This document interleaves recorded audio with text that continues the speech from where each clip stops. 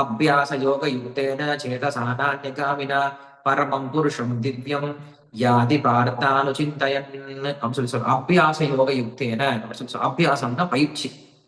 இப்படிப்பட்ட பயிற்சியினால யோக யுக்தேன அப்படின்னா மனசை எப்பயுமே என் மேலேயே ஞாபகம் வச்சு தியானம் வச்சுட்டு இருந்தா அப்படின்னா எந்த விதமான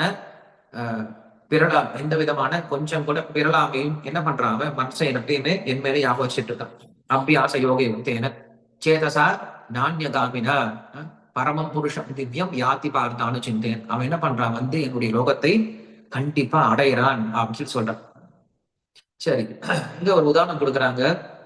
என்ன அப்படின்னா, ஒரு வண்டு என்ன பண்ணும் அப்படின்னா, ஒரு புழுவை கொண்டு என்ன பண்ணா, ஒரு கீட்ட பேஷா கிருத்தே அப்படின்னு சொல்றாங்க.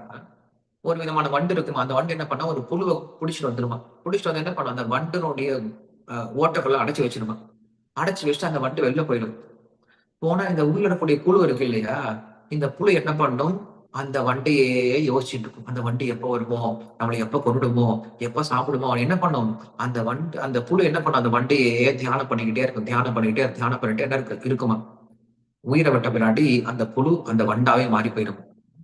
இந்த மாதிரி ஒரு சில பூச்சிகள் இருக்கா. அதான் நம்மளுக்கு ஸ்ரீமத் பாகவதம் சொல்லுது, கீட்ட பேஷாக்கிருதே புத்தேஹே குத்தியமானம் தம் அமானுஷம் சம்பிரம பய யோகேன விந்ததே தத் ஸ்வரூபகம் அப்படின்னு சொல்றேன். அதே போல நாம என்ன பண்ணோம் அப்படின்னா, பகவான் மேல மறுபடியும் நம்ம ஸ்மரணை அப்படிங்கிறது வந்துட்டே இருக்கணும். நம்ம என்ன பண்றோம், அல்பமான விஷயத்த ஸ்மரணை பண்ணக்கூடாது. உயர்ந்த விஷயம், அற்புதமான விஷயத்த என்ன பண்ண நம்ம ஸ்மரணை பண்ண ஆரம்பிக்கணும் அப்படின்னு சொல்றேன்.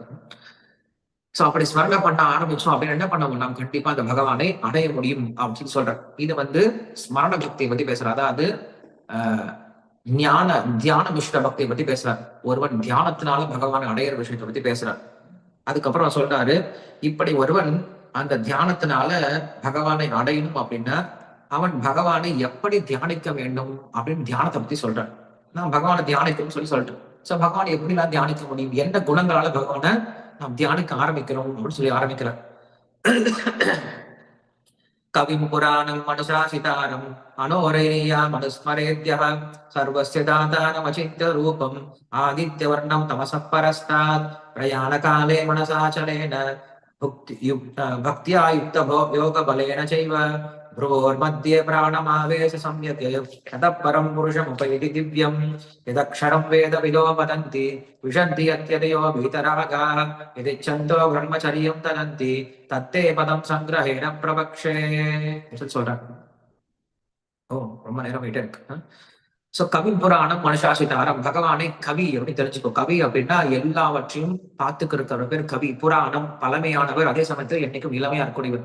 அனுசாசிதாரம் அப்படின்னா நம்மளை ஆண்டவன் சொல்றோம் இல்லையா, நம்மளை எப்பயுமே கட்டுப்பாட்டை வச்சிட்டு இருக்கோம், நம்மள சாஸ்திரத்தினால கட்டுப்படுத்திட்டு இருக்கோம், ஆண்டவன் அப்படின்னு சொல்றோம். அப்புறம் அனோரணியம் அப்படின்னு சொல்றோம். அனோரணியம் அப்படின்னா ரொம்ப பெரியவரா இருப்பார், அதே போல ரொம்ப சின்னவரா மாற முடியும். ஒரு அணுவை விட சின்னதா மாற முடியும், இந்த பிரபஞ்சத்தை விட பெரியவராக மாற முடியும். சர்வசிய தாதாரம் அப்படின்னா இந்த உலகத்துல எல்லாத்தையும் தாங்கிட்டு இருக்கக்கூடியவர். சர்வசிய தாதாரம் அச்சிந்திய ரூபம் சொல்லிட்டு ஆதித்ய வர்ணம் அப்படின்னா ஒரு 1000 சூரியனுடைய தேஜஸ் அப்படி இருக்கோமோ அந்த தேஜஸோட இருப்பார். தமசப்பரஸ்தா, இந்த பிரபஞ்சத்திற்கு அப்பாற்பட்டவரா இருக்கக்கூடியவர் அப்படின்னு சொல்றார். சோ இப்படிப்பட்ட அந்த பகவானை ஒருத்தர் என்ன பண்றாரு, தியானம் பண்ண ஆரம்பிக்கிறார். அப்படி தியானம் பண்ண என்ன ஆரம்பிக்க மாட்டேங்க அப்படின்னா, பிரயாண காலே மனசாச்சலேன அசஞ்சலம் இல்லாத மனசு, அதாவது மாறுபாடு இல்லாத மனசுனால பிரயாண கால இறக்கும் தருவாயில் சொல்ற. ரொம்ப பெரிய பயணத்துக்கு போக போறோம், கடைசி பயணம் இல்லையா, ரொம்ப பயங்கரமான பயணம் கூட. நம்ம கூட துணைக்கு யாரும் வரப்போறது கிடையாது, நாம் சம்பாதித்து வச்சிருக்கோம் எதுவுமே நம்ம கூட வரப்போறது கிடையாது, நம்ம யார்கிட்ட எங்க ரெக்கமெண்டேஷன் பண்ண முடியாது, எங்க போக போறோம் அப்படின்னு தெரியாது. அப்படிப்பட்ட ஒரு பயணம் எல்லாரும் செய்ய வேண்டிய பயணம். அந்த பயணத்துல சொல்றாரு, மனசாச்சலேன பக்தியா யுக்த யோக பலேன செய்வ அப்படின்னு சொல்றாரு. இங்க வெறும் யோக பல அப்படின்னு சொல்ல, பக்தியோடு கூடிய யோக பலம் அப்படின்னு சொல்றாரு. ஏன்னா யோகமா இருந்தாலுமே கூட அவன் பக்தியோட யோகம் பண்ண மட்டும்தான் பகவான் அடைய முடியும் அப்படின்ற விஷயம் சொல்றாரு. பிராணமாவே சமயக்கு தத்பரம் புருஷம் உபயோகி திவ்யம் எதக்ஷரம் வேத விதோ வதந்தி, எந்த ஒரு விஷயத்தை வேதங்கள் ஓதுகிறதோ, விஷந்தியோ வீதராகாக எந்த ஒரு விஷயத்தை, எந்த ஒரு ஸ்தானத்தை வீதராக சொல்லக்கூடிய பற்றுதல் ஆசையற்றவர்கள் வந்து அந்த அந்த இடத்தை அடைய முடியுமோ, அந்த இடத்தை, எந்த ஒரு இடத்தை பிரம்மச்சாரிகள் அடைகிறாங்களோ, எந்த ஒரு இடத்தை சன்னியாசிகள் அடைகிறாங்களோ, அந்த இடத்தை என்ன பண்ண முடியுமா இவனால அடைய முடியும் அப்படின்னு சொல்றாங்க. சர்வத்வாராணி சம்யம்ய மனோஹிருதி நிருத்திய மூர்த்தியன்யாத்மன பிராணம் ஆசிதோ யோக தாரணம் ஓமித்யேக்ஷாரம் ஓமித்யேதாட்சரம் பிரம்ம வியாஹரண்மா மனுஸ்மரன் எப்ரயாதி தஜம் தேகம் சயாதி பரமாம் கதிம் அப்படின்னு சொல்லிட்டு என்ன பண்றாரு, மறுபடியும் யோகத்தை பத்தி பேசுறாரு. எப்படி ஒரு குடும்பத்தினுடைய மத்தியில தன்னுடைய பிராணை கொண்டு நிறுத்தி என்ன பண்றான், தன்னுடைய மூலாதார சக்கரத்துல இருந்து இந்த ஆத்மாவை வெளியில கொண்டு வந்து மோட்சத்துக்கு போறான் அப்படிங்கிற விஷயத்தை பத்தி பேசுறாரு. பேசி முடிச்சு அடுத்த சொல்றாரு, அனன்யச்சேதாகதனம் யோமா ஸ்மரதி நித்தியசா தஸ்யாகம் சுலப பார்த்த நித்திய யுக்தசி யோகினகா அப்படின்னு சொல்லி சொல்றாரு. யோகிகளை பத்தி பேசுறாரு இல்லையா? இந்த யோகிகளை பத்தி பேசும்போது நமக்கு ஒரு கவலை வர ஆரம்பிக்கும். நம்ம எல்லாம் இந்த மாதிரி யோகிகள் கிடையாது, நமக்கு இந்த மாதிரி எந்த ஒரு பாக்கியமும் கிடையாது, எந்த ஒரு குணங்களும் கிடையாது, நாம எப்படி பகவான் அடையிறது அப்படின்னு கேட்கும்போது நம்ம எல்லாம் பகவான் அடைய முடியுமா அப்படின்னு ஒரு அதிருப்தி வரும்போது நம்மளுக்கு கிருஷ்ணன் இந்த ஸ்லோகத்தை சொல்றாரு, அனன்ய சேதாசதம் யோமாம் ஸ்மரதி நித்தியசா தஸ்யாகம் சுலப பார்த்த அப்படின்னு சொல்லி சொல்றாரு. சுலப பார்த்த அப்படின்னா ரொம்ப எளிமையா நடை முடிட்டா அர்ஜுனான்னு சொல்லி சொல்றாரு.